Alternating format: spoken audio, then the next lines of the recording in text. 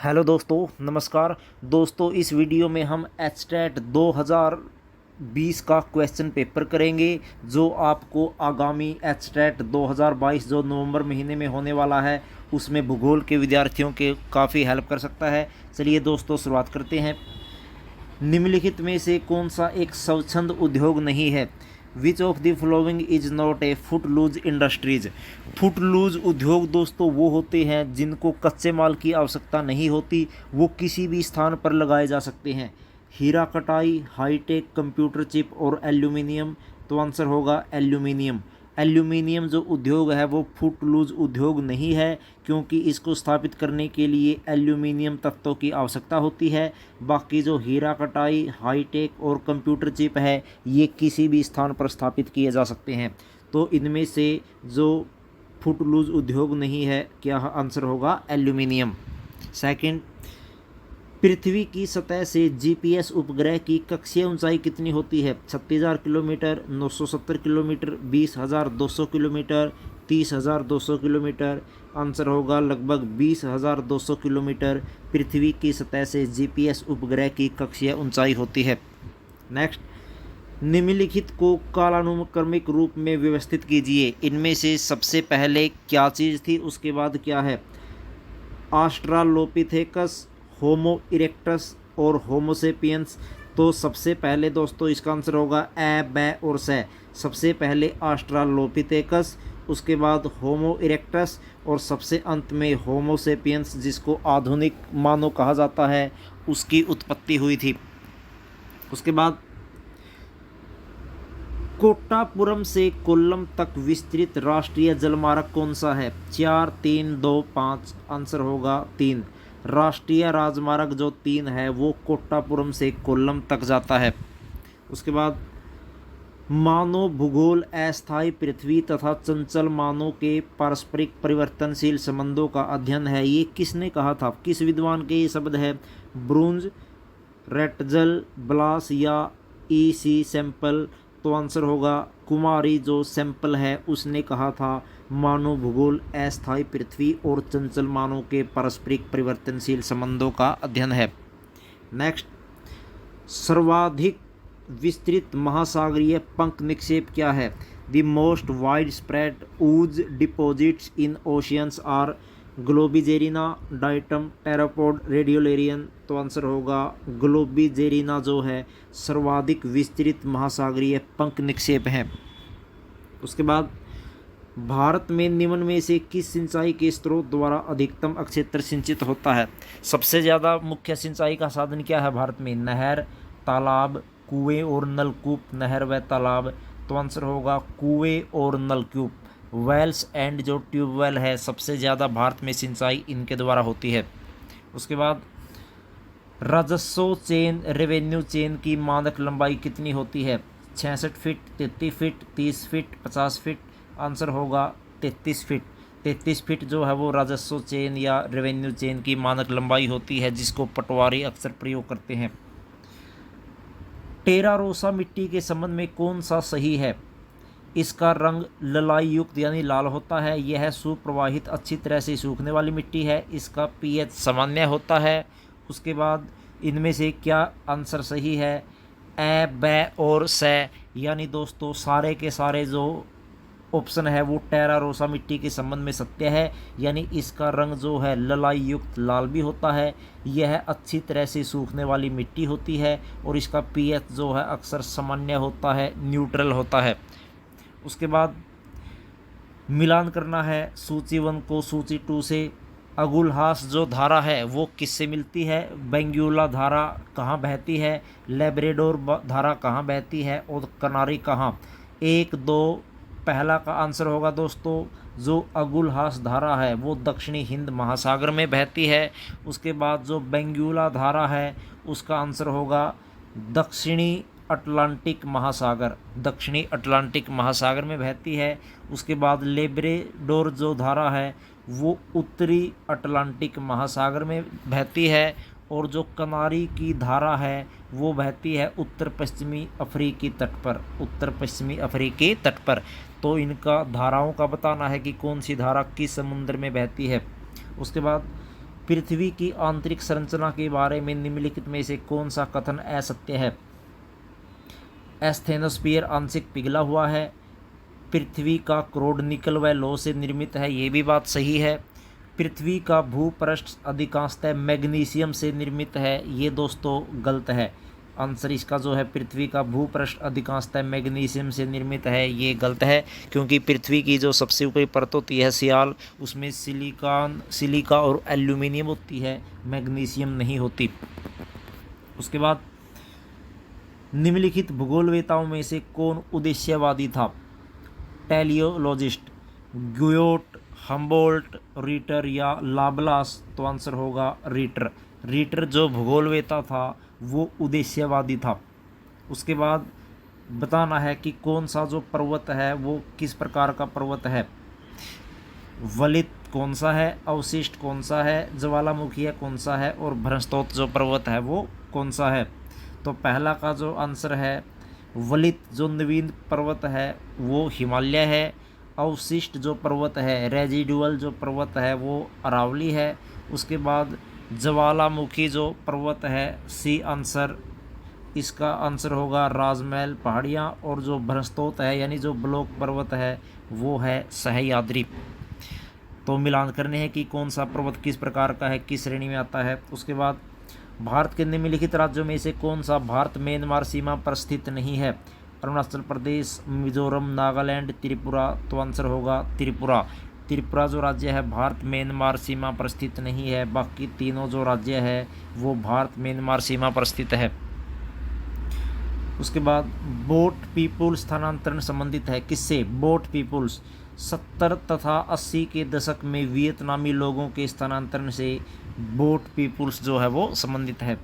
उसके बाद भारतीय मानसून उत्पत्ति की गतिक संकल्पना के अनुसार ग्रीष्म अयनात पर NITCZ कहाँ विस्तृत हो जाता है? 30 डिग्री, 45 डिग्री, 15 डिग्री या 30 डिग्री? तो आंसर होगा इसका 30 डिग्री उत्तरी अक्षांशों तक जो ग्रीष्म अयनात पर NITCZ है वो विस्तृत हो जाता है। उसके बाद रडार शब्द का सही पूर्ण रूप क्या है? फुल फॉर्म बतानी है रडार की। आंसर होगा radio detection and ranging. Radio detection and ranging. उसके बाद पाटभूमि स्थलाकृति विशेषता है। पाटभूमि बांगर प्रदेश की, बाबर प्रदेश की, छोटा नागपुर पठार की या दक्कन ट्रैप की? तो आंसर होगा छोटा नागपुर पठार की स्थलाकृतिक विशेषता है पाटभूमि। उसके बाद हैडन के वर्गीकरण के अनुसार लियो ट्री की मानव प्रजाति के बालों का ऊर्ध्व काट क्या है? 20 से 40, 40 से 60, 60 से 70 या लगभग 80? तो आंसर होगा लगभग 80। उसके बाद TINO मानचित्र विकसित हुए थे रोमन काल में, ग्रीक काल में, अंध युग के, अरब काल के दौरान? तो आंसर है जो डार्क एज है अंध युग, उसमें TINO जो मानचित्र है वो विकसित हुए थे। उसके बाद तुंगता बारंबारता वक्र क्या दर्शाता है? अल्टीमेट्रिक फ्रीक्वेंसी करो क्या दर्शाता है? आंसर होगा समुद्र तल से ऊपर की ऊंचाई वाले जो अक्षेत्र है उनका प्रदर्शन अल्टीमेट्रिक फ्रीक्वेंसी। अल्टीमेट्रिक का मतलब होता है ऊंचाई वाले जो स्थान है उनकी बारंबारता को दर्शाना। उसके बाद सही उत्तर बताना है इनमें कौन सा है। भारत की लगभग 50% जनसंख्या केवल 10% क्षेत्र में संकेंद्रित है, सही है। भारत की नगरीय जनसंख्या का कुल जनसंख्या का 30% है। भारत की 75% से अधिक नगरीय जनसंख्या प्रथम श्रेणी के नगरों में, तो ये गलत है। पहला उत्तर इसका सही होगा, भारत की लगभग 50% जनसंख्या केवल 10% क्षेत्र में संकेंद्रित है, फैली हुई है। उसके बाद दूरस्थ संवेदन जिसको हम रिमोट सेंसिंग कहते हैं, इसका सर्वप्रथम प्रयोग किसने किया? एवलिन प्रूट, सेंटोलेसी, मेलविल या ग्रिफिथ? तो आंसर होगा एवलिन प्रूट द्वारा रिमोट सेंसिंग शब्द का सबसे पहले प्रयोग किया गया। उसके बाद मौसम मानचित्र पर ये जो आकृति है ये क्या प्रदर्शित करती है? हिम झंझावत, सूर्य का प्रकाश, सौर परिवेश या सौर कोरोना? आंसर होगा सूर्य प्रकाश, जो सनशाइन है उसको इस चिन्ह के द्वारा प्रकट किया जाता है। काफ़ी इंपॉर्टेंट क्वेश्चन दोस्तों सारे के सारे। निम्नलिखित में से काष्ठ शतलाकृति हंस को मिलान कर सकते हैं किससे? कुली झील इंसेलबर्ग बरखान हमादा, आंसर होगा इंसेलबर्ग से। जो क्वार्ट्ज शिथलाकृति हम्स है उसको इंसेलबर्ग से मिलान कर सकते हैं। ज्वालामुखी राख के संगठित होने से निर्मित चट्टानें क्या कहलाती है? सिल, स्कोरिया, टफ, ज्वालामुखी चट्टान, आंसर होगा टफ। ज्वालामुखी राख के संगठित होने से निर्मित जो चट्टान है उसको हम टफ कहते हैं। उसके बाद कोपेन के जलवायु वर्गीकरण के अनुसार कौन सा सही सुमेलित नहीं है? CFB पश्चिमी तटीय समुद्री प्रदेश है, CSA में जलवायु जो है भूमध्य सागरीय प्रदेश में होती है, AW उष्णकटिबंधीय सवाना जलवायु है, जो DFA है ये शुष्क महाद्वीपीय है, ये सही मिलान नहीं है, तो आंसर होगा इसका D। उसके बाद सड़क उत्पत्ति का वर्ग सुरंग जो सिद्धांत है वो दिया गया था किसके द्वारा? गारवुड, हॉब्स, जॉनसन, स्ट्रालर, आंसर होगा जॉनसन के द्वारा जो वर्ग सुरंग सिद्धांत है वो दिया गया था। उसके बाद चंद्रमा की किस प्रावस्था में लघु ज्वार आता है? आंसर होगा प्रथम और तृतीय जो क्वार्टर है उसकी अवस्था में लघु ज्वार आता है। उसके बाद बहुशंकु जो प्रक्षेप है प्रोजेक्शन है उसका आविष्कार किसने किया? आंसर होगा फर्डिनेंड हैसनर ने बहुशंकी प्रक्षेप का आविष्कार किया। उसके बाद मिलान करने हैं दोस्तों। प्रमुख जो यामोत्तर है, मेन जो मेरिडियन है प्राइम मेरिडियन वो 0 डिग्री देशांतर पर होता है। उसके बाद अंतर्राष्ट्रीय तिथि जो रेखा है वो 180 डिग्री देशांतर पर होती है, और जो मकर रेखा है वो 23.5 डिग्री दक्षिणी अक्षांश पर स्थित होती है। समुद्र जल में द्वितीय सर्वव्यापक लवण क्या है? समुद्री जल में सबसे ज़्यादा जो लवण है दूसरे नंबर पर कौन सा होता है? आंसर है मैग्नीशियम क्लोराइड, मैग्नीशियम क्लोराइड। उसके बाद एलनबर्ग के पारितंत्र के पदानुक्रमिक वर्गीकरण के अनुसार वन पारितंत्र हैं एक, आंसर होगा महापारितंत्र, मैक्रो इकोसिस्टम है। उसके बाद मबूती, तवा और बात्सवा समूह हैं किस प्रजाति के? बुशमैन, पिग्मी, एस्किमो या स्काई, तो आंसर होगा पिग्मी, पिग्मी प्रजाति के हैं ये समूह। कौन से? मबूती, तवा, बातवा। उसके बाद विश्व जनसंख्या दिवस 2015 की कौन सी विषय वस्तु है? आंसर होगा आपातकाल से असुरक्षित जो जनसंख्या है ये 2015 की विषय वस्तु है। उसके बाद सुमेलित नहीं है, कौन सा सुमेलित नहीं है? संकेंद्रीय जोन मॉडल जो है वो बर्गेस ने दिया, ये भी सही है। जो मल्टी मॉडल बहुनाभिक मॉडल है हैरिस उलमैन ने दिया, ये भी सही है। कोटि आकार नियम जिफ ने दिया था, लेकिन जो खंड मॉडल है गोल्बी ने दिया, ये गलत है, तो इसका आंसर सी होगा। उसके बाद कौन सा कथन असत्य है? संपूर्ण प्रायद्वीपीय भारत केवल आर्कियन चट्टानों से निर्मित है, ये जो है गलत है दोस्तों, बाकी सही है। प्रायद्वीपीय नीस को बंगाल नीस कहते हैं। उसके बाद भारत की प्राचीनतम चट्टानें आर्कियन समूह से संबंधित है। हिमालय का केंद्रीय भाग आर्कियन चट्टानों से निर्मित है, तो एक इसका गलत हो जाएगा। कौन सा सुमेलित नहीं है? मानव ह्यूमन जो इकोलॉजी है वो बैरोज ने दी, सही है। इतिहास की भौगोलिक जो धुराग्र है वो मैकेंडर ने दिया। रुको और जाओ टेलर ने दिया, ये जो थ्योरी है। पर संभवतावाद बलास ने दिया, ये गलत है दोस्तों, तो आंसर हो जाएगा इसका डी। उसके बाद कौन सा जनजाति समूह भारत में नेग्रिटो प्रजाति का प्रतिनिधित्व करता है? नेग्रिटो, आंसर होगा सेंटिनेली और जारवा। उसके बाद कौन सा सुमेलित नहीं है? घाटियाँ बतानी है कि घाटियाँ कौन सी कहाँ पर है। शांत घाटी केरल में है, नुब्रा घाटी जम्मू कश्मीर में है, मिलाम उत्तराखंड में है, जोहार सिक्किम में, ये गलत हो जाएगा। भू संपत्ति मानचित्र के लघुकरण हेतु निम्न में से किस विधि का उपयोग नहीं किया जाता? वर्ग विधि का किया जाता है, समरूप त्रिभुज विधि का, कैमरा लूसिडा विधि का, लेकिन जो बिंदु प्लेनीमीटर है उसका उपयोग भू संपत्ति मानचित्रण के लघुकरण के लिए नहीं किया जाता। डी आंसर होगा। कौन सा डेविस के भौगोलिक चक्र मॉडल से संबंधित नहीं है? उत्थान की धीमी दर ये नहीं है, बाकी स्थलाकृतियाँ संरचना पर कम अवस्था का प्रतिफल है, ये भी सही है। पेनिप्लेन की भी उसने बात कही थी, मोनेडनो का भी जिक्र किया था, तो जो पहला है इसका आंसर होगा।